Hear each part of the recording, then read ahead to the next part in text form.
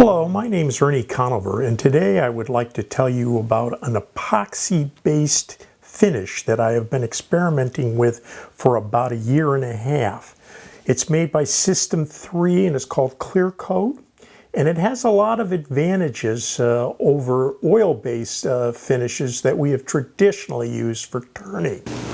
One of Clear Coat's most endearing qualities is sandability.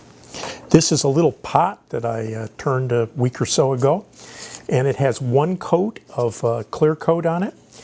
And this is 320 grit sandpaper, and I can very easily hand sand this out.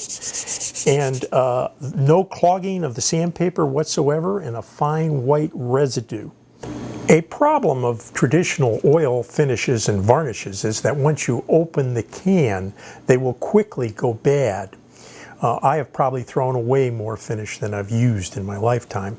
An advantage to an epoxy-based system like Clear Coat is that you can mix very small amounts as you need them, and the master containers will last indefinitely.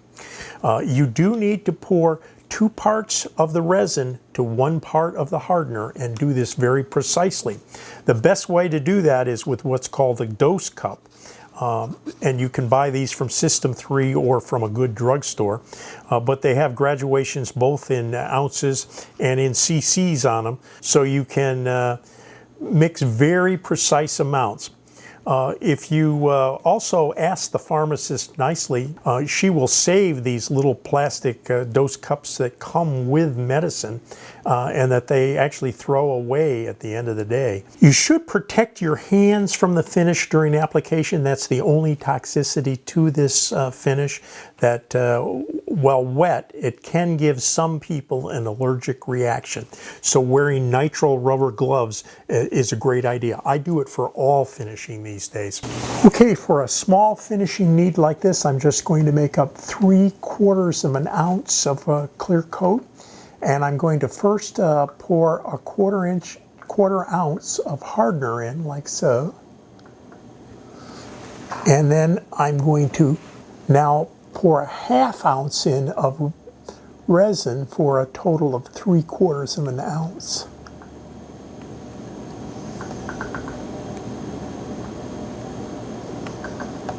There. Now all we have to do is stir this up thoroughly, like so. I'm ready now to go to the application stage. I apply that finish with just a little square of towel, about a 2-inch square I cut up. I just soak it in there, and it's just a matter of rubbing it on thoroughly.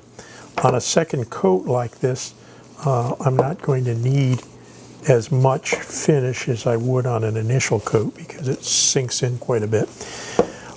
This tends to change the color of the wood and give a patina about the same as an oil finish, which is to say very nice. And one of the things I don't like about a lot of water-based finishes is you don't get a good color for the wood.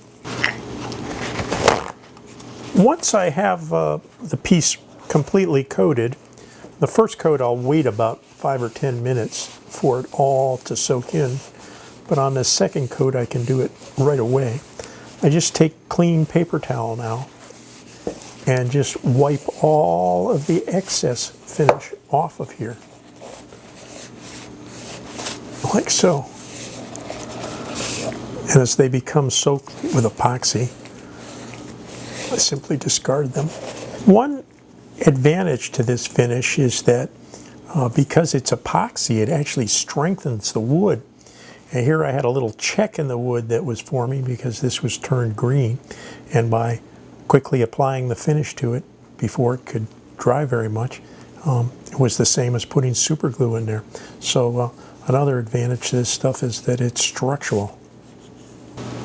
There are only 2 drawbacks I can find to this finish, and that is that it takes about 72 hours for it to completely cure, and about 2 or 3 hours to tack dry, so you need to apply it in a fairly dust-free environment.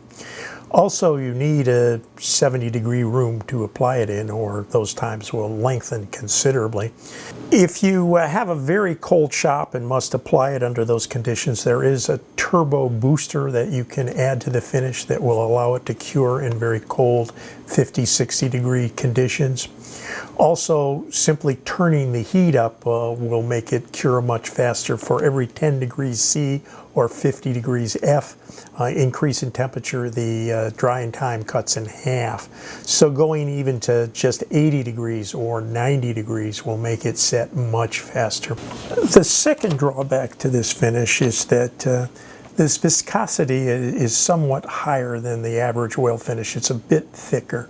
So it's hard to get a really smooth wipe-on coat, and because of the long open time you do get some dust in the finish. So real high-level finishes are as much tactile as they are visual, and so I find it necessary to do a light rub out on this finish to get a really nice museum quality look. So I simply rub it out with 3M automotive rubbing compound. I'd like to close with saying the thing I like the best about clear coat is its unbelievable protective qualities. I have 2 bowls which I have run through the automatic dishwasher on pots and pan cycle 5 times with no apparent damage whatsoever to the finish. So it's a very strong finish which will hold up to daily wear and tear. Give it a try.